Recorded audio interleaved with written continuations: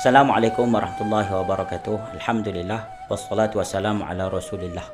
Pada hari ini kita sudah pun berada pada 10 akhir Ramadan. Dalam 10 akhir Ramadan ini Allah Subhanahu wa taala menjanjikan kepada kita satu malam yang dinamakan dengan Lailatul Qadar. Maka bila melihat daripada hadis Nabi sallallahu alaihi wasallam, Nabi SAW menyatakan malam-malam Lailatul Qadar itu boleh berlaku di antara 10 akhir Ramadan.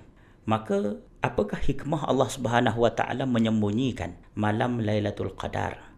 Kata ulama, dalam kehidupan kita ini terdapat beberapa perkara yang Allah Taala sembunyikan.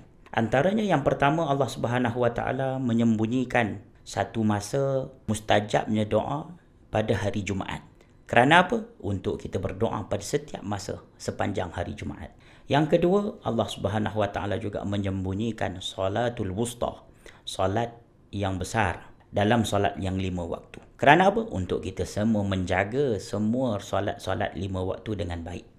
Yang ketiga, Allah Subhanahu wa taala juga menyembunyikan namanya yang agung.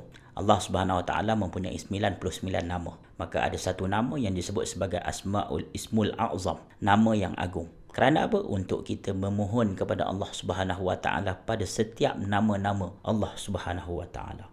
Selain daripada itu juga Allah Subhanahu wa taala menyembunyikan redha Allah Subhanahu wa taala di dalam setiap ibadah kita. Di dalam ibadah-ibadah tertentu sudah pasti ada ibadah yang Allah redha pada kita. Kenapa sembunyi? Supaya kita tidak memperkecilkan sekecil-kecil ibadah. Kerana mungkin pada ibadah yang kecil itu Allah redha pada kita. Begitu juga Allah Subhanahu wa taala menyembunyikan kemurkaannya. Kerana apa? Kerana untuk kita sentiasa melihat dan berhati-hati pada setiap maksiat, boleh jadi itu adalah tanda kemurkaan Allah Subhanahu wa taala.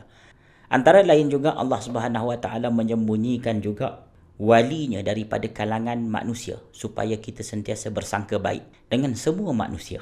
Dan Allah Subhanahu wa taala menyembunyikan juga bilakah kiamat, kerana untuk kita sentiasa menggunakan waktu untuk melakukan kebaikan. Begitu juga Allah Subhanahu wa taala menyembunyikan kepada kita ajal manusia untuk kita sentiasa berada dalam kebaikan. Antara lain juga Allah Subhanahu wa taala menyembunyikan Lailatul Qadar kerana untuk kita bersungguh-sungguh pada setiap malam. Ambillah peluang di 10 akhir Ramadan ini untuk kita sentiasa melakukan kebaikan bersungguh-sungguh lebih luar biasa daripada malam sebelum ini. Wallahu taala. Assalamualaikum warahmatullahi wabarakatuh.